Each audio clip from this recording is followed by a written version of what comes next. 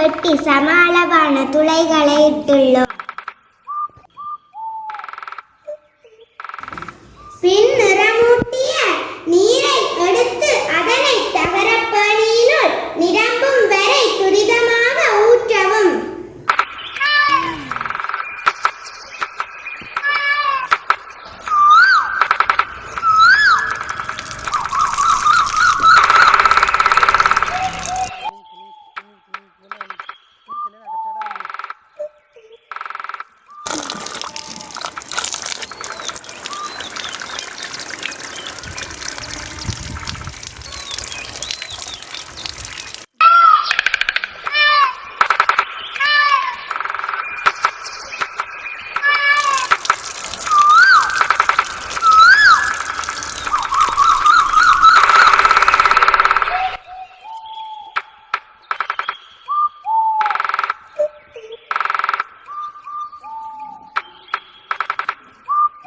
சரி மாணவர்களே, நாங்கள் நீரின் ஆழம் அதிகரிக்கும் போது நீரின் அமுக்கம் அதிகரிக்க என்பதை காட்டும் பரிசோதனை நாங்கள் இப்பொழுது செய்து பார்த்துருக்கின்றோம்.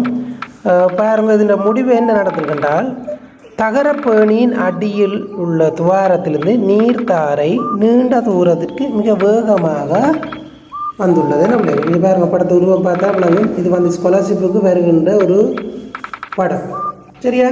அப்போ என்ன செய்யலாம், தகரப்பேணியின் அடியில் உள்ள துவாரத்திலிருந்து நீர்த்தாரை நீண்ட தூரத்துக்கு, அப்போ அடியில் இருக்கிற துவாரத்தினூடாக தான் அந்த நீர் கூடுதலாக பாய்ஞ்சிருக்கும்.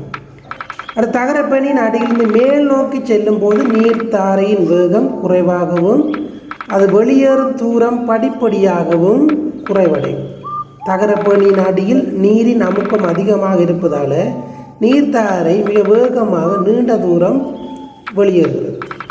மேல் நோக்கி செல்லும் போது நீரின் அமுக்கம் குறைவடைவதால் நீர்த்தாரையின் வேகம் குறைவடையும். அப்போ இதில் என்ன செய்யலாம், அடியில் தான் இந்த தகரப்பணியின் அடியில் அமுக்கத்தன்மை கூடவா இருக்குது.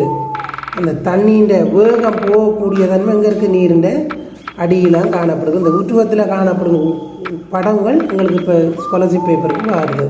இந்த படத்தை அவதானித்து கொள்ளும். சரியா பிள்ளைகள்? சரி, நாங்கள் அவதானித்து நீரின் ஆழம் அதிகரிக்கும் போது நீரின் அமுக்கம் அதிகரிக்கும் என்பதை நாங்கள் இந்த பரிசோதனையோடாக செய்து பார்த்துக்கணும். சரி பிள்ளைகள், அடுத்த வீடியோவில் சந்திப்போம்.